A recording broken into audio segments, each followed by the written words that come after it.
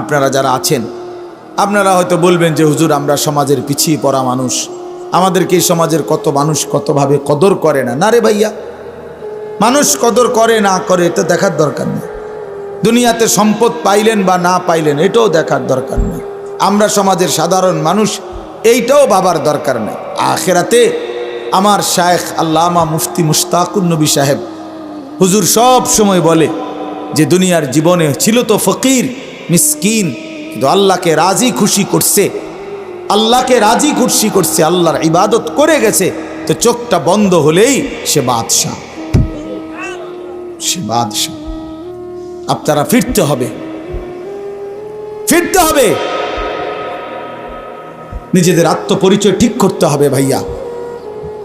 শুধু শুনছি আমার বাপ দাদা মুসলমান ছিল, এতটুকুই যথেষ্ট। আমার মনে আছে আমি প্রথম যে বছর আপনাদের এই বেদে সমাজের মাহফিলে আসছিলাম, আমি সেই বছরই মনে করাই দিছিলাম যে আপনারা যারা সাপের খেলা দেখান, মনে আছে, ভুলে গেলে চলবে না যে এটা আমাদের জিন্দিগি না, বরং আমরা ইমানদারের বংশধর।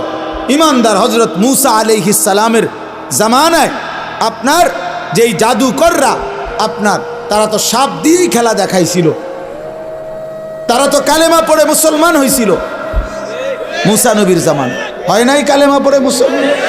তাইলে তাইলে নিজেদেরকে দুর্বল, নিজেদেরকে এমনি ভাবেন যে আমরা দুর্বল, এমনি গুনার বেলায় তো সব করতেছেন।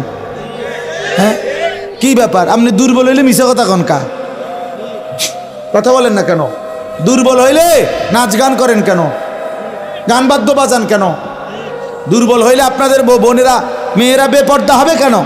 আমরা মুসলমান, বলেন আপনারা মুসলমান কিনা বলেন, বলেন সবাই মুসলমান কিনা বলেন।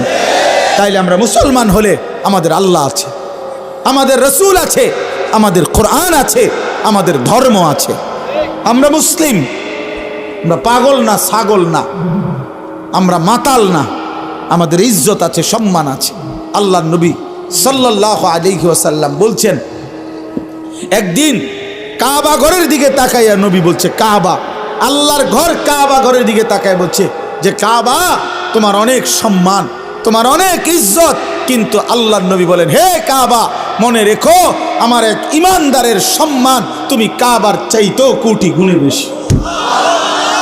খোদার কসম, হাদিস নবীজি বলছে কাবা তোমার চাইতে দামি, আমার ইমানদারের ইজ্জত, আমার ইমানদারের সম্মান কাবার চাইতে দামি। আল্লাহ কোরআনে বলছেন, ওয়ালা আবদুম মুমিনুন খায়রুম মিন মুশরিকিন ওয়ালাউ আ'জাবাকুম। আল্লাহ বলছে মুশরিক, বেঈমান, কাফের যত বড়ই মনে হোক, 10টা পৃথিবীর মালিক হোক, একেবারে 7 সমুদ্র 13 নদীর মালিক হোক, পৃথিবীর সব সম্পত্তির মালিকও যদি হয়, মুশরিক, কাফের, বেঈমান, খোদার কসম আল্লাহ কোরআনে বলে তার চাইতে একজন ইমানদার গোলাম, কৃতদাস, সে খায়রুন, সে উত্তম, উত্তম, উত্তম। ওয়ালা আবদুম মুমিন খায়রুম মিন মুশরিক। একটা গোলাম সে কৃতদাস হোক, তো তুমি তো কৃতদাস না, তুমি কারো গোলাম, তুমি কোনো মানুষের কৃতদাস, তাইলে তুমি নিজেকে দুর্বল ভাববা কেন? আল্লাহ তাআলা তো বলছে একটা কৃতদাসও যদি হয় কিন্তু ঈমান থাকে, সে পৃথিবীর সমস্ত বেঈমানের চাইতে দামি, বেঈমানের চাইতে দামি। আল্লাহ কোরআনে বলছেন, ইন্নামাল মুশরিকুনা নাজাস, সমস্ত মুশরিক বেঈমান নাপাক, নাজাসুন, নাপাক। অতএব আমি মনে করাই দিলাম, নিজেদের বিবেক জাগায় দেওয়ার জন্য বললাম, আমরা প্রত্যেকেই ভাবতে হবে আমার আখিরাতি জিন্দেগি, আমার কবরই আমার জিন্দেগি। এই দুনিয়া হাসলেও মরে যাবেন, কাঁদলেও মরে যাবেন, সুখে থাকলেও মরে যাবেন, দুঃখে থাকলেও মরে যাবেন। রাজপ্রাসাদের অট্টালিকায় যে থাকে সেও মরে যায়, জীর্ণ কুঠির কুড়ে ঘরে যে থাকে সেও মরে যায়, মরে না ভাইয়া? জীবনে যে কোনো দিন সুখ দেখে নাই তারও মৃত্যু হয়, জীবনে যে কোনো দিন দুঃখ দেখে নাই তারও মৃত্যু হয়। কাজে এক অনিবার্য সত্য, মৃত্যু এক চূড়ান্ত বাস্তবতা, এক চিরন্তন সত্য, এটাকে অস্বীকার করার কোনো সুযোগ নাই বাপ।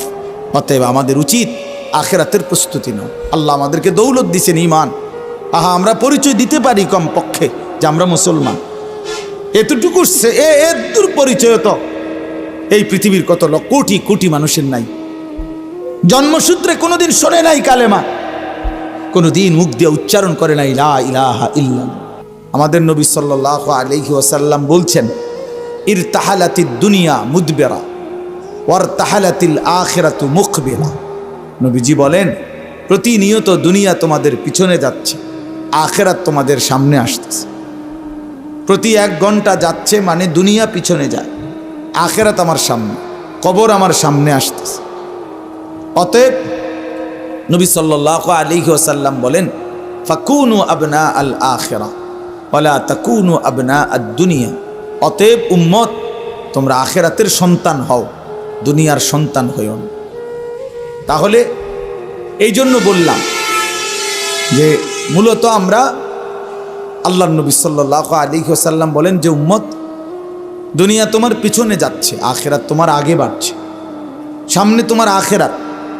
অতএব তুমি আখিরাতের সন্তান হও, দুনিয়ার সন্তান হইও না। অর্থাৎ শুধুই দুনিয়ার পরিচয়েই পরিচিত হইও না। মানুষ জানে শুধু একজন ডাক্তার, একজন ইঞ্জিনিয়ার, একজন ব্যারিস্টার, একজন চাকরিজীবী, একজন ব্যবসায়ী, একজন কুলি, একজন দিনমজুর, একজন সিএনজি ড্রাইভার, একজন অটো ড্রাইভার। এরকম কোনো একটা পরিচয় শুধু আপনার। তাহলে এটা তো দুনিয়ার পরিচয়। আখিরাতের পরিচয় কই? আখিরাতের পরিচয় কোথায়? আল্লাহর নবী সাল্লাল্লাহু আলাইহি সাল্লাম বলছেন, আখিরাতের পরিচয় এই পরিচয়ে পরিচিত হও, লোকে যেন বলে লোকটা নামাজি, দিনদার, চরিত্রবান, মসজিদওয়ালা, মাদ্রাসাওয়ালা, কোরআনকে ভালোবাসে, দিনকে ভালোবাসে, আল্লাহকে ভালোবাসে, হালাল হারামের পার্থক্য মেনে চলে, আখলাক সুন্দর, কথা সুন্দর, চরিত্র সুন্দর। এই যে এই পরিচয়গুলো আল্লাহর নবী বলেন তোমার জীবনে যেন আসে। এইটুকু তোমার পরিচয় বানাও। তুমি আখিরাতের সন্তান হও, দুনিয়ার সন্তান হইও না, দুনিয়ার সন্তান হইও না। ওমা হাদিহিল হায়াতুদ দুনিয়া ইল্লা লাহবুন ওয়া লাইব। আল্লাহ বলেন, বান্দা, দুনিয়ার জীবন শুধুই তামাশা, শুধুই খেলাধুলা, কিছুক্ষণের আয়োজন, কিছুক্ষণের মালা ঠোলা ঘটিবাটি, যেটা নিয়া তুমি তামসা করলা, খেলাধুলা করলা, খেলাধুলা করলা। ছোটবেলার মালা ঠোলা নিয়া আমরাও খেলছি, হ্যাঁ, ঘর বানাইছি, রান্না বান্না করছি, ডেকছি, হান্ডি পাতিল, অনেক কিছুই ছিল। একটু পরে সন্ধ্যা হইছে অথবা মা ডাক দিছে, তো সব নিজের হাতে ভাঙ্গা ফেলাইয়া দৌড় দিয়া মায়ের কোলে চলে গেছি। তার মানে রব্বুল আলামিন বলে, দুনিয়া মালা ঠোলা, দুনিয়া খেলনা বান্দা, খেলাধুলা, তামাশা। ওয়া ইন্নাদ দারাল আখিরাতা লাহিয়াল হায়াওয়ান। নিশ্চয়ই আখিরাত, পরকাল, জান্নাত, সেটাই কেবল জীবন, সেটাই বেঁচে থাকা। বাঁচার সার্থকতা আখিরাত, জীবনের সার্থকতা আখিরাত। প্রিয় ভাই, তোমরা যারা এই সমাজের মানুষ, আমি ব্যক্তিগতভাবে এই মাহফিলকে আলাদা গুরুত্ব দিই। আমি প্রথম যখন, আরো বহু আগে, সর্বপ্রথম যখন এই নওজোয়ান, আগের কারা ছিল আমার তো নাম মনে নাই, আমির সাহেবের কথা মনে আছে, তো এই তখনই আমি এই মাহফিল যখন রাস্তার পাশে উঁচা জায়গায় হয়েছিল প্রথমবার, তখনই আমি আসছিলাম এবং আমি নিজে তখন আন্তরিকভাবে এই মাহফিলের জন্য খোঁজ খবর নিয়েছিলাম। আরও একবারও আমি মাহফিলে 2 জন বা 3 জন ছেলেকে পাগড়ি দিছিলাম আমার মনে হয়। পরে আরেকবার, আজকেও আলহামদুলিল্লাহ আপনাদের 4টা ছেলে পাগড়ি নিল। এটা আশ্চর্য, আশ্চর্য। ওই ছেলেরা কই? আবার দাঁড়াও তো তোমরা, আবার দাঁড়াও তো বাপ। মাশাআল্লাহ, আল্লাহ তোমাদেরকে কবুল করেন। বসো বাপ, তো এই জন্য বললাম, এটা আল্লাহ তাআলার অনেক বড় ইহসান, অনেক বড় মেহেরবান। আখিরাতের পরিচয়ে পরিচিত হয়েছে এরা হাফেজে কোরআন। তাহলে এটা আখিরাতের পরিচয় না? পরকালের।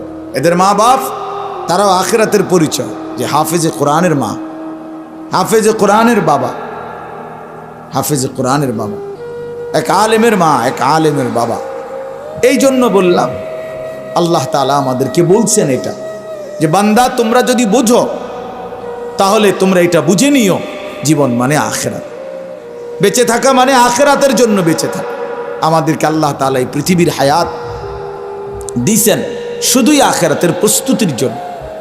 আপনারা যারা আছেন, আপনারা হয়তো বলবেন যে হুজুর আমরা সমাজের পিছিয়ে পড়া মানুষ, আমাদেরকে এই সমাজের কত মানুষ কতভাবে কদর করে না। না রে ভাইয়া, মানুষ কদর করে না করে এটা দেখার দরকার নেই।